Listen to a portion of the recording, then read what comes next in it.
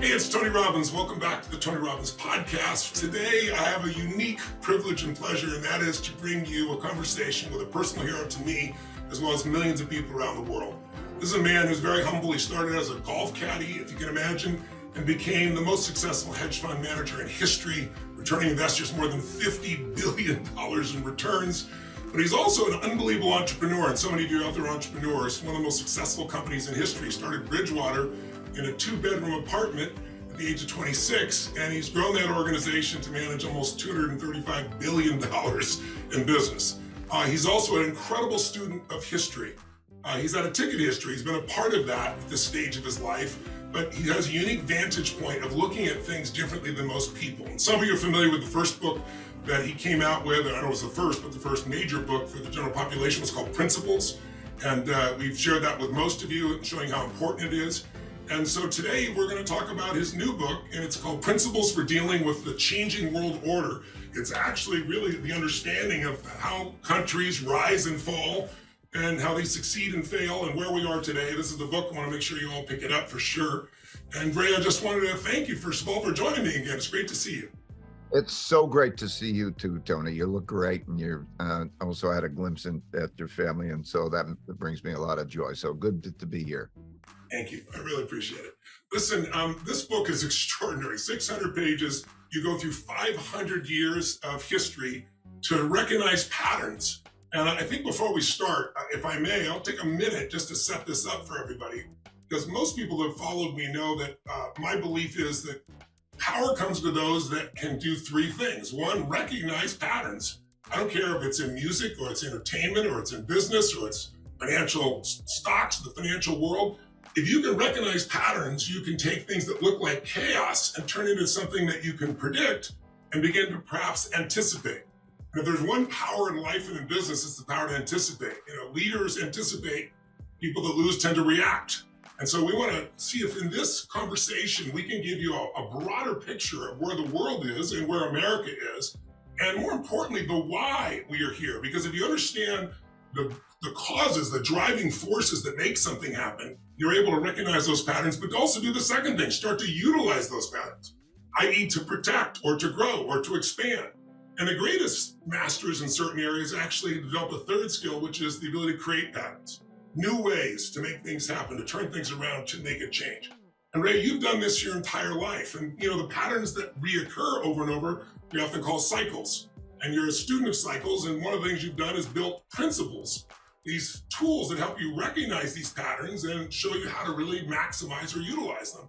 Would you be willing to start out maybe at the 30,000 foot level, even before the book, and tell us a little bit about your journey from the beginning days as a caddy to beginning to recognize patterns and some of the places that you missed along the way and why misses were so valuable? I know, you shared with me, I think it was in the early 80s, where after building your company, you were so successful and it looked like you lost almost everything. You had to start over. So I think it'd be really important for people to understand, before we talk about just the world and the country, the understanding of these patterns and how they can give you the ability to create a greater quality of life for yourself, for your family, for your company, etc. When I was a kid, as you point out, I caddied, I delivered newspapers. I did a bunch of jobs when I was a kid. At age 12, I bought my first stock. I was caddying. The stock market was hot at the time.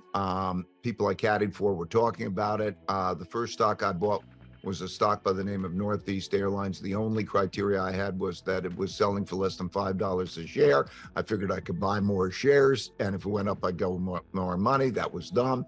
But the company was about to go bankrupt. Another company acquired it. It tripled in value, and I was hooked on the markets. So I was hooked on the markets at the beginning of 12, and that's my game. Okay, now fast forward. That's 12.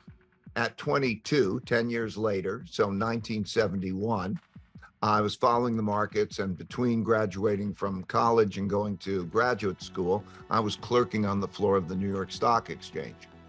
And in that intervening period, there was a lot of aspirations, a lot of desire, and to go to the moon, to eliminate poverty, to make equality in the United States, and so on.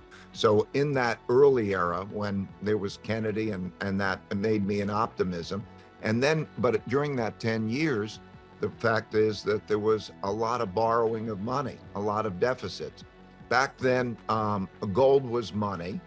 And money as we know it was like checks in the checkbook that would go get you the gold. You can turn in your paper money for gold, but gold was the real money. And because the United States had borrowed a lot more money than it had, it wrote a lot more checks than it had gold in the bank. And so on August 15th, 1971, when I was clerking on the floor of the New York Stock Exchange, I watched on television as President Nixon defaulted on the obligation to pay gold for the cash. He went on and he said, you won't get the gold. And of course, he didn't say it that way. He said it in a way where it sounded like there were speculators and so on, and he had to do it, but he didn't get the gold. And so on the floor of the New York Stock Exchange, I walked on the floor of the New York Stock Exchange, and I thought the market was going to go down a lot because after all, this is a big crisis. The money as we know it ends. And I couldn't have been more wrong. It went up a lot.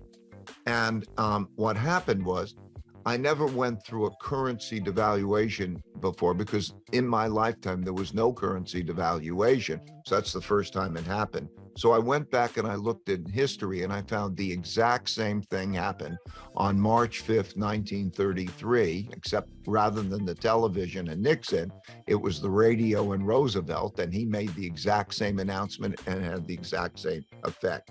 And at that time, I learned two big things. I learned that first, that many things that never happened in my lifetime seemed surprising at the time, and that I needed to study things that happened before my lifetime to understand them.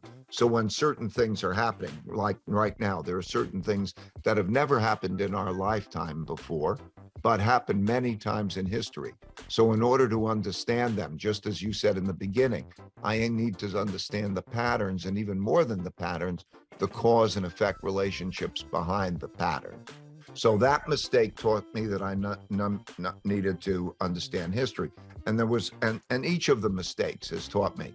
I made a big mistake in 1982. I won't take you through it because it just probably take too long. But in other words, a big mistake in 82 when I calculated that foreign banks, American banks had lent more to foreign countries than those countries were able to pay back. There was a big debt crisis.